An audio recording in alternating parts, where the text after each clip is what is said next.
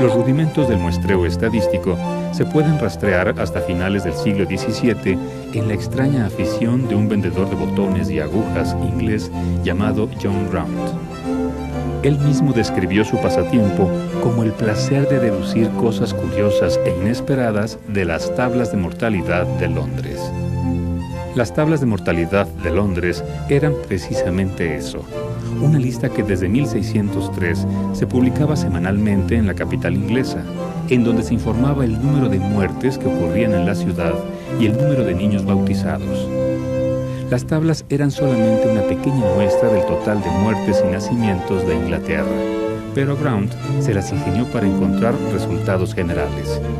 Calculó, por ejemplo, el total de la población inglesa, los ciclos de incidencia de la peste, la relación entre la migración y las enfermedades, y fue el primero en darse cuenta que en el mundo nacen más hombres que mujeres.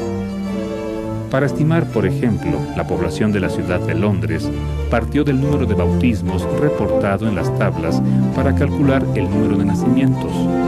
Con ese dato infería el número de madres, de ahí el número de familias y finalmente, suponiendo que el número de miembros de una familia londinense era de 8, Round infirió que el total de la población ascendía a 384,000 personas, sentando las bases de una línea de pensamiento que se conoce como inferencia estadística. Inferir es pronunciarse por un conocimiento. Inferir es partir de lo particular a lo general. Y pues la inferencia estadística es eso, uno obtiene datos de algo que es un ente mucho más grande y con esos datos uno produce aseveraciones, produce estimaciones, produce un intervalo o rechaza ciertas hipótesis que se pusieron bajo prueba. Eso es inferir. Un amigo de Ground, el matemático William Petty, retomó sus ideas creando lo que llamó la aritmética política, que trataba de utilizar métodos matemáticos indirectos para estudiar la riqueza potencial de las naciones. Los estudios de aritmética política se popularizaron durante el siglo XVIII y el mundo hispano no fue la excepción. En esa época se creía que la riqueza de un reino o de una ciudad estaba en función directa del número de sus habitantes. Y en la última década del siglo, la corona borbónica mandó a hacer un censo de sus colonias ultramarinas. En la Nueva España, los resultados del censo, llevado a cabo por el virrey Revillagigedo, fueron cuestionados por el científico criollo José Antonio Alzate y Ramírez. Alzate verdaderamente le parece terrible los datos que da, porque el censo de Revillagigedo habla para la Ciudad de México de aproximadamente 115,000 habitantes, cuando Alzate calcula 213,000. O sea, no era un error de más menos 3, como se calculan ahora, un error casi del 100%, ¿no? Alzate describe varios métodos indirectos muy ingeniosos para estimar la población de la Ciudad de México. Por ejemplo, aseguraba que si en la Ciudad de México se consumían más comestibles que en Madrid, era lógico pensar que la población de la ciudad americana era mayor que la de la capital del imperio. Quizás una de las partes más interesantes es la parte de los consumos de alimentos, porque dice que habría que ver cuál es el consumo de alimentos en la Ciudad de México para poder calcular la población que hay, ¿no? Entonces toma todos los datos de todo el abastecimiento de la Ciudad de México y hace un cálculo, y a la hora de que compara resulta que no es posible consumir tanto, ¿no? Por lo tanto tiene que ser la población mucho más grande. Es un pleito muy largo, pero además muy interesante, en el cual en cuanto a los consumos, Revillagigedo le dice que en realidad los habitantes de estos reinos son mucho más golosos que los habitantes de España, que por lo tanto comen mucho más.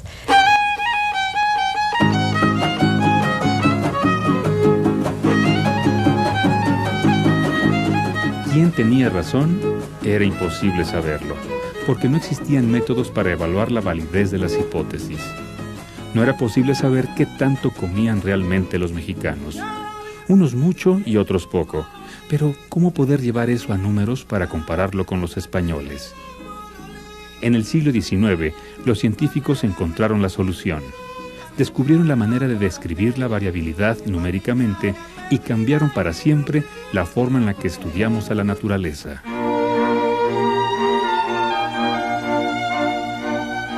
Si visitamos un bosque y empezamos a observar la variabilidad en la altura de los árboles, nos damos cuenta que algunos son pequeños y otros son grandes.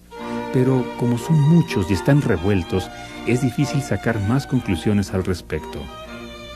Pero si pudiéramos ordenar a todos los árboles del bosque en grupos de diferentes alturas, nos encontraríamos algo muy interesante. Aunque la altura de todos los árboles es diferente, solo muy pocos son o muy pequeños o muy grandes. La mayoría tiende a un valor intermedio. Los científicos del siglo XIX hicieron miles de mediciones de toda clase de poblaciones imaginables y finalmente llegaron a la conclusión de que la tendencia de la variabilidad hacia un valor central ocurre con mucha frecuencia en la naturaleza.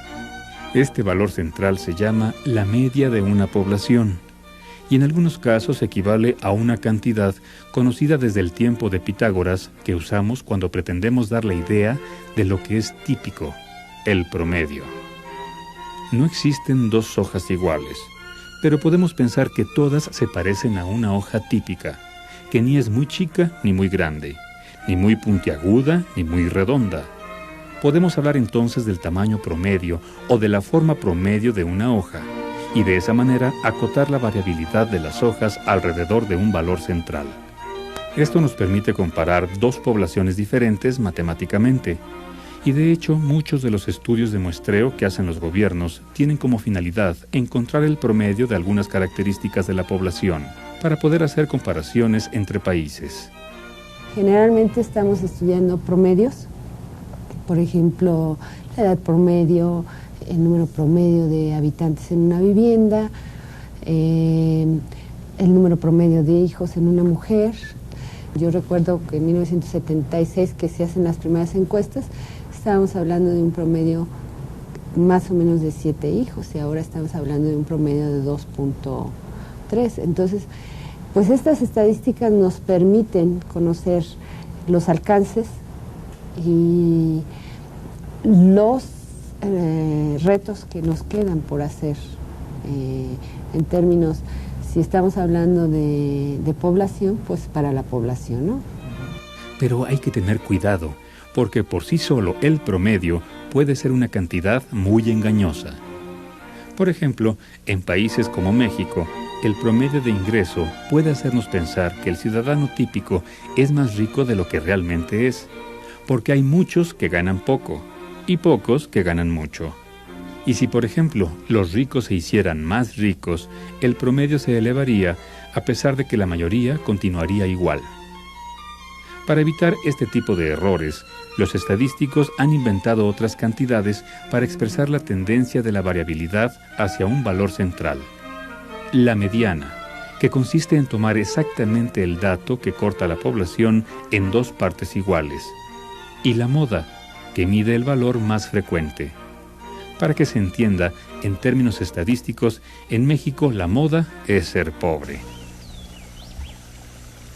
Pero la información que nos da la media, la moda y la mediana no sirve mucho si no conocemos qué tanta variación hay en la población.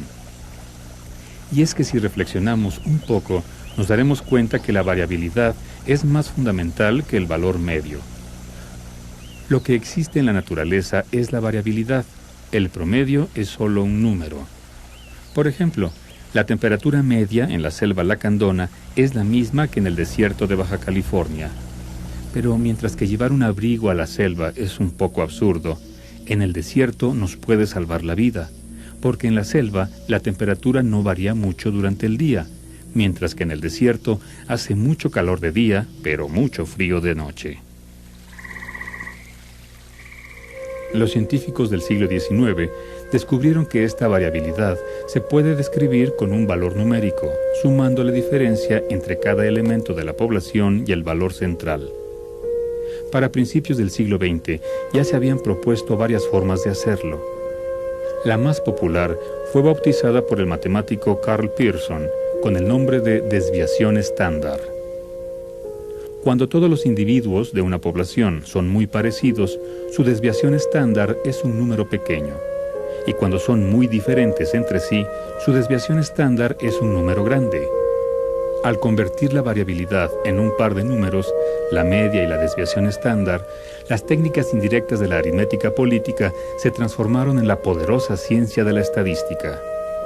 Una infinidad de problemas que antes se estudiaban de manera descriptiva podrían por fin investigarse con métodos matemáticos.